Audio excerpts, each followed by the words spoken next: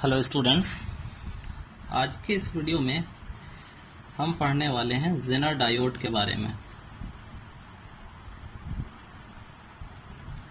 Jenner diode और conventional diode की बनावट में कोई डिफरेंस नहीं है। जैसे हमने नॉर्मल डायोड को सिर्फ पी टाइप सेमीकंडक्टर और एन टाइप सेमीकंडक्टर को सैंडविच करके बनाया था, वैसे ही हम इस डायोड को भी बनाते हैं। सिर्फ डिफरेंस ये है कि इस डायोड में जो हम डोपिंग करते हैं, डोपिंग मीन्स इम्प्योरिटी ऐड जो करते हैं, वो हैवी डोपिंग करते हैं, बहुत ज़्यादा करते हैं। तो ये डायोड जो है वो हैवली डोप्ड होता है। मीन्स इसके पास जो चार्ज कैरियर होते हैं वो बहुत ज़्यादा होते हैं। जितना ज़्यादा डोपिंग करेंगे उतना ज़्यादा इसके पास चार्ज कैरियर होगा, तो ये हैवली डोप्ड होता है। बस इतना ही डिफरेंस, और इसी डिफरेंस से इसके ऑपरेशन में और इसके यूजर्स में काफ़ी ज़्यादा चेंजेस आते हैं। बात करें इसके सर्किट सिंबल की, तो सर्किट सिंबल भी आपको ऑलमोस्ट सेम मिलेगा। ये डायोड नॉर्मल डायोड का सर्किट सिंबल होता है। इसमें सिर्फ आप Z बना दो तो ये जेनर डायोड का सर्किट सिंबल हो जाएगा। तो ये है सिंबल इस तरीके से। तो सब कुछ सिमिलर है, सिर्फ हैवली डोपिंग कर देना है। अब हैवली डोपिंग करने से ये नॉर्मल डायोड से कैसे अलग हो जाता है, इसे हम एटॉमिक लेवल पे समझने की कोशिश करते हैं। तो सबसे पहले हम एक नॉर्मल डायोड का एटॉमिक स्ट्रक्चर ड्रॉ कर लेते हैं। ये है पी टाइप के लिए और ये है एन टाइप के लिए।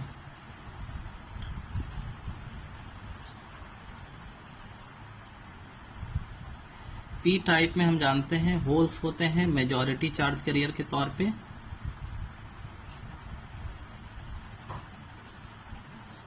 एन टाइप में हम जानते हैं कि इलेक्ट्रॉन्स होते हैं मेजॉरिटी चार्ज कैरियर के तौर पे।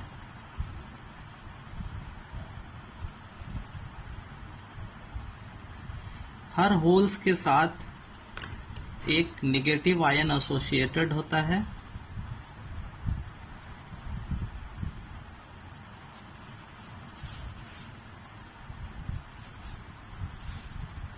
और हर इलेक्ट्रॉन्स के साथ एक पॉजिटिव आयन एसोसिएटेड होता है।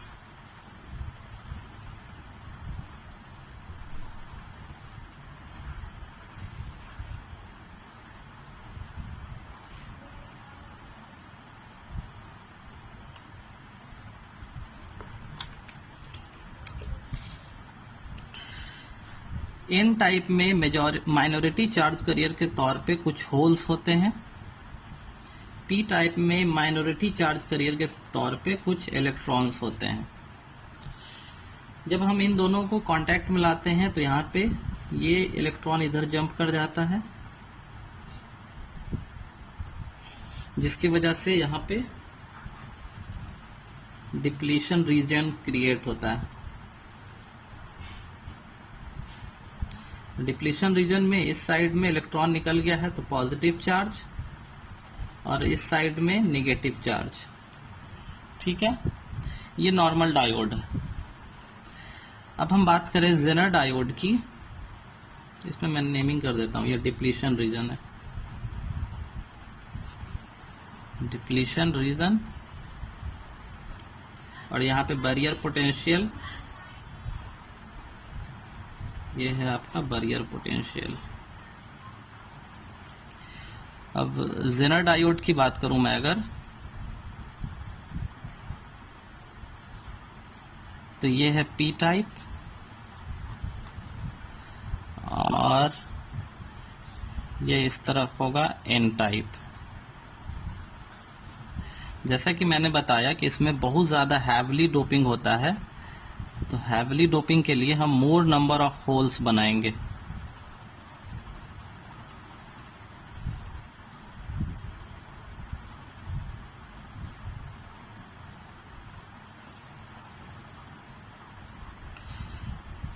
सिमिलरली एन टाइप में भी हैवली डोपिंग है, तो मोर नंबर ऑफ इलेक्ट्रॉन्स होंगे या इस साइड में।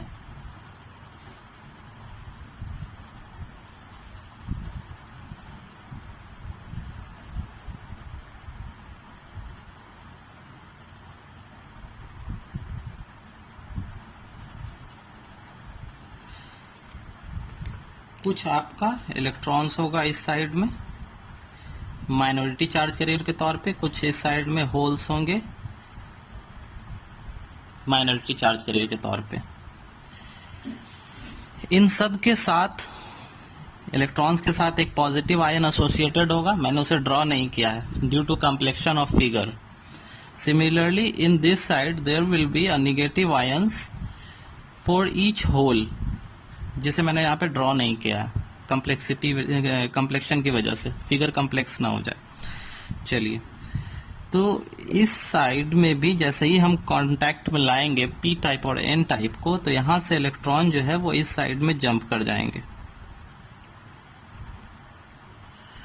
जंप करते ही यहाँ पे ये बैरियर, यहाँ पे ये डिप्लीशन रीजन क्रिएट होगा।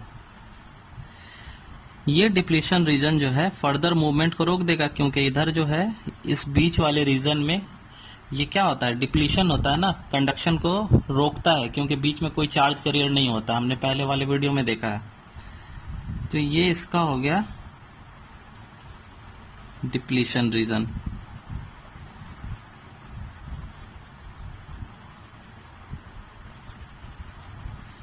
और ये जो इसका इलेक्ट्रिक फील्ड होगा, यहाँ पे ये पॉजिटिव चार्ज होगा इस साइड में, इस साइड में होगा नेगेटिव चार्ज। तो ये हो गया इसका बैरियर पोटेंशियल।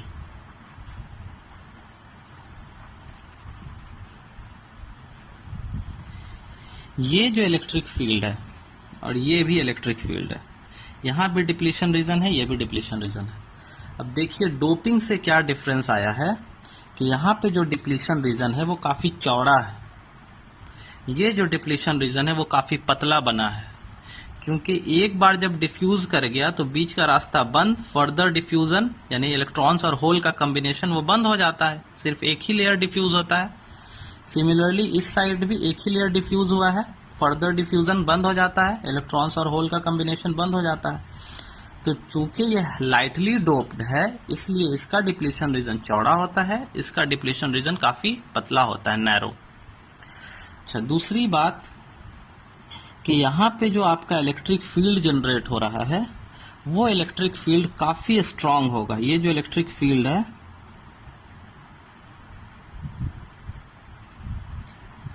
ये इलेक्ट्रिक फील्ड काफी स्ट्रांग होगा in comparison with this electric field. अब इसके पीछे का क्या रीजन है, हम जब कैपेसिटेंस पढ़ते हैं तो कैपेसिटेंस में हमने देखा है कि कैपेसिटेंस जो है वो डायरेक्टली प्रोपोर्शनल होता है एरिया ऑफ द प्लेट के। ये कोई अगर कैपेसिटर है, ये अगर कोई कैपेसिटर है, इसने चार्ज इतना स्टोर किया हुआ है,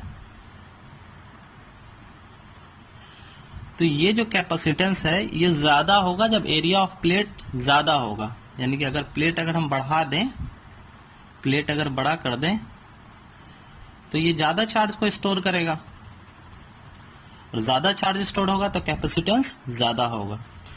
दूसरी चीज हम जानते हैं कैपेसिटेंस से कि कैपेसिटेंस जो है वो इनवर्सली प्रोपोर्शनल होता है डिस्टेंस के, यानी कि इन दोनों के बीच का अगर हम डिस्टेंस बढ़ा दें तो कैपेसिटेंस वीक हो जाएगा, जैसा कि मैग्नेट के केस में होता है। मैग्नेट में भी ऐसा होता है ना कि हम मैग्नेट को पास में लाते हैं तो फोर्स ऑफ अट्रैक्शन ज्यादा होता है, जबकि मैग्नेट को हम दूर में रखते हैं तो फोर्स ऑफ अट्रैक्शन कम होता है।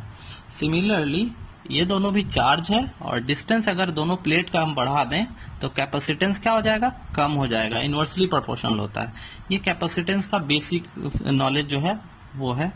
तो similarly here in depletion region के केस में ये देखिए ये डिस्टेंस काफी कम है, जिसकी वजह से इलेक्ट्रिक फील्ड काफी स्ट्रांग होता है। और यहाँ जो है ये डिप्लीशन रीजन काफी चौड़ा है, जिसकी वजह से इलेक्ट्रिक फील्ड जो है वो काफी वीक होता है। अब ये जो इलेक्ट्रिक फील्ड हाई होने से हमें फायदा क्या होता है कि जब हम एक नॉर्मल पीएन जंक्शन को रिवर्स बायस में कनेक्ट करते हैं, इसका ब्रेकडाउन जो होता है वो कैसे होता है। जब हम एक नॉर्मल पीएन जंक्शन को रिवर्स बायस में कनेक्ट किया है हमने, तो होता क्या है कि ये जो माइनॉरिटी चार्ज कैरियर्स है, यहाँ पे हमने वोल्टेज दिया है, और ये है बैरियर पोटेंशियल का वोल्टेज VB, बैरियर पोटेंशियल का वोल्टेज। जब हम यहाँ से वोल्टेज धीरे धीरे बढ़ाते जाते हैं ताकि यहाँ से कंडक्शन हो सके, हमने देखा है ग्राफ में VI कैरेक्टरिस्टिक का ग्राफ जब हम ड्रॉ करते हैं नॉर्मल डायोड का, तो हम देखते हैं क्या स्टार्टिंग में बहुत कम करंट फ्लो होता रहता है, और वो करंट जो है, ये जो रिवर्स सैचुरेशन करंट है जिसे हम लीकेज करंट भी कहते हैं, ये जो VI कैरेक्टरिस्टिक है, ये जो लीकेज करंट है, ये किसकी वजह से होता है, इन माइनॉरिटी चार्ज कैरियर की वजह से होता है।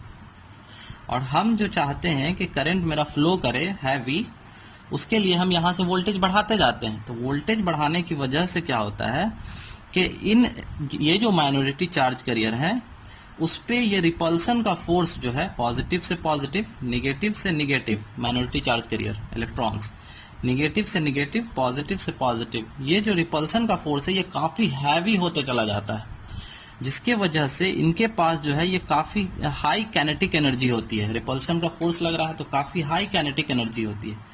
और जब ये ट्रैवल करते हैं इस डिप्लीशन रीजन से, तो इस डिप्लीशन रीजन में कौन है, डिप्लीशन रीजन में एक सेमीकंडक्टर का एटम है। कैसे है, तो देखिए यहाँ पे इस रीजन के अंदर कौन है, तो यहां से ये इलेक्ट्रॉन जंप किया है, सारा का सारा सिलिकॉन का एटम होता है ना। ये जो इलेक्ट्रॉन यहाँ पे होल होता है, और कहीं या इस तरफ इलेक्ट्रॉन, इस तरफ होल है और इस तरफ इलेक्ट्रॉन है, तो इस होल में एक इलेक्ट्रॉन आके जंप कर जाता है, तो ये जो है बॉन्डिंग हो गया इसका, तो ये हो गया न्यूट्रल, है ना, ये हो गया न्यूट्रल। अब इसके पास चार्ज नहीं है, ये इलेक्ट्रिकल न्यूट्रल हो गया। तो यही चीज इस डिप्लीशन रीजन के अंदर में होता है, कोई चार्ज कैरियर नहीं है, सिर्फ और सिर्फ सेमीकंडक्टर का एटम है इसके अंदर, ठीक है। तब जब ये जो माइनॉरिटी चार्ज कैरियर है, ये जब यहां से तेजी से ट्रैवल कर रहे होते हैं, ये इलेक्ट्रॉन जब यहां से तेजी से ट्रैवल कर रहे होते हैं, तो ये जाकर के टकरा जाते हैं बीच वाले किसी इलेक्ट्रॉन से। यहाँ पे ढेर सारे एटम हैं, किसी न किसी से टकरा गए, तो टकराने के बाद क्या होता है, ये नॉकआउट करके इसे बाहर निकाल देते हैं। अब दो फ्री इलेक्ट्रॉन्स हो गए, एक जो ये इजेक्ट हुआ, निकला एटम में से, और दूसरा जो यहां से ट्रैवल करके आ रहा था वो। अब दोनों साथ में ट्रैवल कर रहे हैं, और फिर वापस सामने में कोई एटम मिलेगा, उनसे टकराएंगे तो 2 से हो जाएंगे 4, फिर 4 ट्रैवल कर रहे हैं, 4 टकराएंगे किसी अगले 4 से, तो 4 और 4 बन जाएंगे 8। तो इस तरीके से चेन रिएक्शन इस डिप्लीशन रीजन के अंदर क्रिएट होता है due to collision of electrons. अब इलेक्ट्रॉन जब कोलाइड करते हैं एक दूसरे से, तो बहुत ज्यादा इसके अंदर हीट जनरेट होता है। अगर हमने इस कोलिजन को स्टॉप नहीं किया, तो उस हीट की वजह से ये पूरा का पूरा डायोड जो है, पीएन जंक्शन डायोड, ये बर्न आउट हो जाएगा, जल जाएगा। तो इस तरीके का जो ब्रेक डाउन होता है जंक्शन का, इस जंक्शन का जो ब्रेक डाउन इस तरीके से होता है, इसे हम कहते हैं एवेलांचे ब्रेक डाउन। एवेलांचे ब्रेक डाउन, ये रिवर्स बायस में इस तरीके से काम करता है। लेकिन जेनर डायोड में ब्रेक डाउन का तरीका अलग होता है, और उसे हम कहते हैं Zener break down. Zener break down में क्या होता है कि जब हमने इसे कनेक्ट किया रिवर्स बायस में,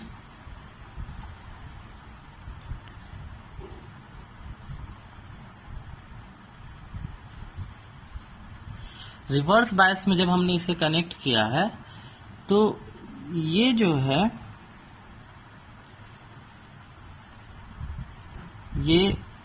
ये अप्लाइड वोल्टेज है और इस अप्लाइड वोल्टेज का डायरेक्शन कैसा है, इस डायरेक्शन में, और इसका भी डायरेक्शन कैसा है, इस डायरेक्शन में।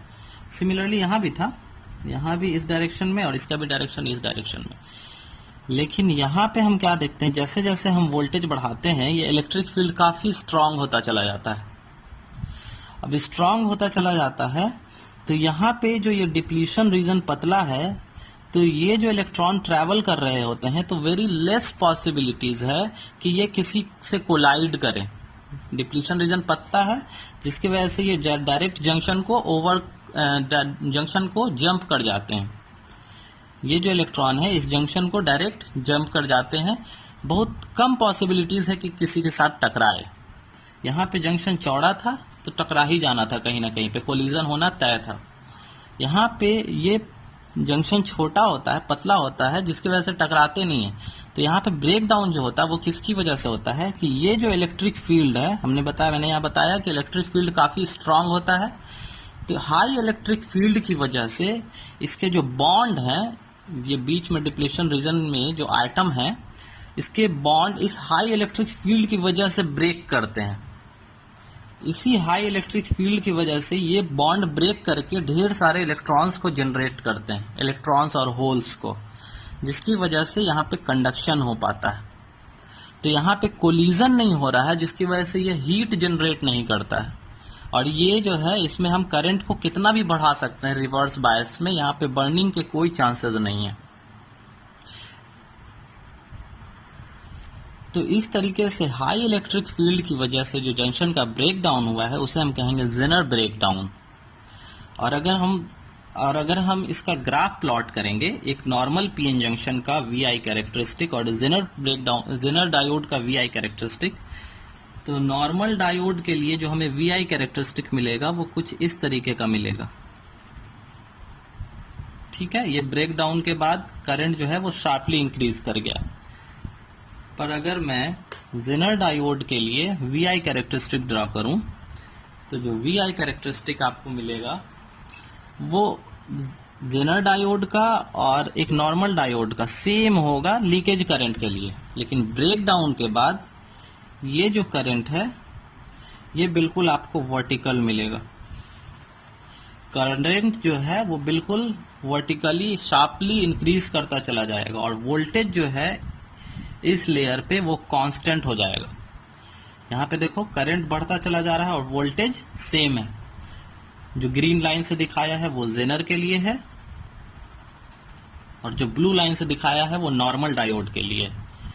तो करंट जो है वो शार्पली इंक्रीज करता चला जाता है। तो कांस्टेंट वोल्टेज हो जाता है। यहाँ पे कांस्टेंट वोल्टेज की वजह से ही इसका इस्तेमाल हम वोल्टेज रेगुलेटर के तौर पे करते हैं। जेनर डायोड का वोल्टेज रेगुलेटर,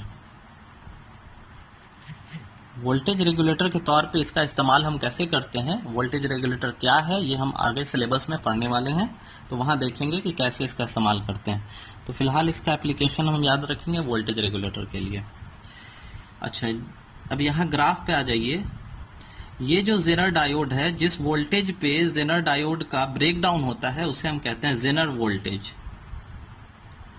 जेनर वोल्टेज। और ये जो है ब्रेक डाउन के बाद जो करंट फ्लो कर रहा है, जिसे मैंने ग्रीन वर्टिकल लाइन से दिखाया है, इसे हम बोलते हैं जेनर करंट।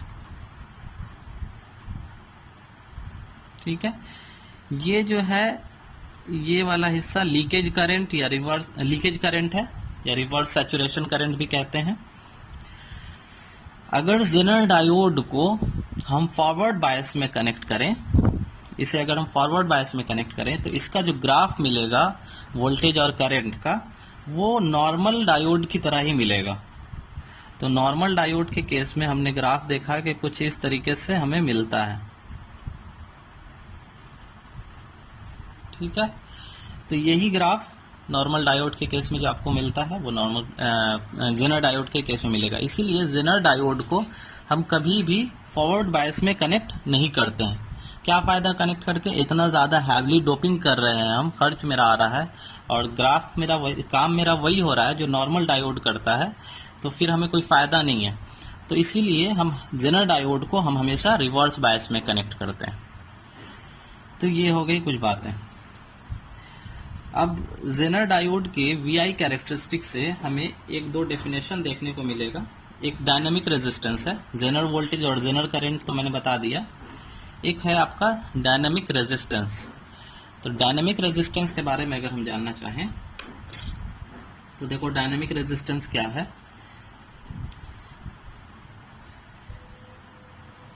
ये है आपका वोल्टेज के लिए, सॉरी ये करंट के लिए और ये वोल्टेज के लिए। इस तरीके से हम ग्राफ प्लॉट करते हैं। ग्राफ मेरा कुछ अगर इस तरीके से मिला है, सपोज कर लो मैं एक नॉर्मल चीज बता रहा हूँ डायनामिक रेजिस्टेंस के बारे में, जरूरी नहीं कि ये जेनर डायोड से आप रिलेट करो। ये है आपका ग्राफ हमको मिला है फॉरवर्ड बायस का। तो डायनामिक रेजिस्टेंस क्या है कि रेजिस्टेंस जो है वो यहाँ पे कांस्टेंट नहीं होता, ना ही डायोड के लिए और ना ही जेनर डायोड के लिए, ना ही नॉर्मल डायोड के लिए, ना ही जेनर डायोड के लिए। यहाँ पे रेजिस्टेंस कांस्टेंट नहीं होता। जैसा कि हम पढ़ते हैं ओम्स लॉ में कि वोल्टेज और करंट का रिलेशन जो होता है वो कांस्टेंट होता है ना। इस तरीके से हम पढ़ते हैं, जिसके वजह से ग्राफ जो है स्ट्रेट लाइन मिलता है। तो यहाँ तो वैसी चीज है नहीं, तो रेजिस्टेंस कांस्टेंट नहीं है, ये चेंज करता रहता है हर पॉइंट पे। तो यहाँ पे जो हम रेजिस्टेंस निकालेंगे उसे डायनामिक रेजिस्टेंस कहते हैं। अब निकालेंगे कैसे? तो हर पॉइंट पे रेजिस्टेंस अलग होगा। देखो वोल्टेज अलग है, करंट अलग है। तो मान लिया कि मुझे इस पॉइंट पे रेजिस्टेंस निकालना है, तो मैं रेजिस्टेंस कैसे निकालूंगा कि इस पॉइंट पे करंट क्या है और इस पॉइंट पे वोल्टेज क्या है। और इस पॉइंट पे अगर मुझे निकालना है तो मैं इक्वल डिस्टेंस के लिए वैरी करूंगा करंट को भी और साथ में वोल्टेज को भी। जितना मैं कम करूंगा उतना ही इसे ज्यादा भी करूंगा। ठीक है, इस पॉइंट पे मुझे निकालना था, मैंने इस पॉइंट पे मुझे रेजिस्टेंस निकालना था, मैंने वोल्टेज को इक्वल अमाउंट में कम किया, उसके कोरस्पॉन्डिंग करंट मेजर किया। इक्वल अमाउंट में करंट को, जितने अमाउंट पे करंट को वोल्टेज को कम किया था उतने ही अमाउंट में वोल्टेज को फिर बढ़ाया, उसके कोरस्पॉन्डिंग करंट मेजर किया। इसे मैं नेमिंग कर देता हूं, ओ, ये ए, ये बी, ये सी, ये डी, ये ई और ये एफ। ठीक है, ये डी, ये ई और ये एफ। अब अगर मुझे निकालना है डायनेमिक रेजिस्टेंस, तो डायनेमिक रेजिस्टेंस को अगर मैं डेल्टा आर से रिप्रेजेंट करूं तो रेजिस्टेंस इज इक्वल टू क्या होता है, V बाई आई। तो वोल्टेज यहाँ पे कितना है, इस पॉइंट पे मैं निकाल रहा हूं डायनेमिक रेजिस्टेंस, तो यहाँ पे इसके अक्रॉस वोल्टेज कितना होगा। वोल्टेज के लिए मैं क्या करूंगा, चेंज इन वोल्टेज कितना हुआ। तो चेंज इन वोल्टेज कितना है, यहाँ पे चेंज इन वोल्टेज कितना है, तो यहाँ इतने में से अगर मैं इतना लेस कर दूं तो ये वाली क्वांटिटी मुझे पता चल जाएगी। ये पूरे में से अगर मैं इतना लेस कर दूं तो ये वाली क्वांटिटी मुझे पता चल जाएगी। तो इससे मैं लिखूंगा OC minus OA। Similarly change in current कितना है, तो इस पूरे में से अगर इसको लेस कर दूं तो मुझे पता चल जाएगा। तो OF माइनस OD। अब ये जो है चेंज, ये है आपका AC और ये जो चेंज है ये है आपका DF। तो इस तरीके से हम डायनामिक रेजिस्टेंस निकालते हैं। ये आपका इस पॉइंट के लिए डायनामिक रेजिस्टेंस पता चल गया। ठीक है, तो ये है डायनामिक रेजिस्टेंस। इस तरीके से हम डायनामिक रेजिस्टेंस को फाइंड आउट करते हैं। तो जेनर डायोड में हमें इतना ही पढ़ना था। तो फिर हम मिलेंगे अगले लेक्चर में।